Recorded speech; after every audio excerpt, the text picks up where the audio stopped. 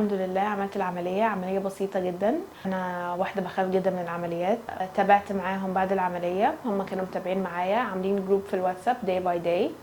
أي سؤال أي استفسار محتاجين نسأله until this moment. أنا بقالي دلوقتي 8 شهور تقريبا عاملة العملية.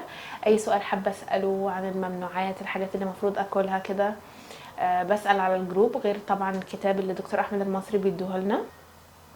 والحمد لله يعني ده احلى قرار انا خدته في حياتي. بمشي احسن، بتنفس احسن، بلبس احلى. وزني كان 128 and for now واحنا بنصور الفيديو ده الحمد لله وزني 83 كيلو.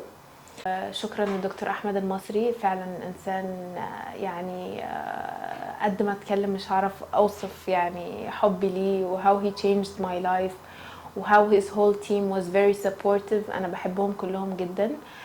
دكتور احمد المصري فعلا is the best choice. اي واحد فيكم ممكن يختاره لعملية التكميم، من اهتمام ونظافة والتيم بعد العملية وكل التفاصيل، مهتمين فعلا بأدق التفاصيل.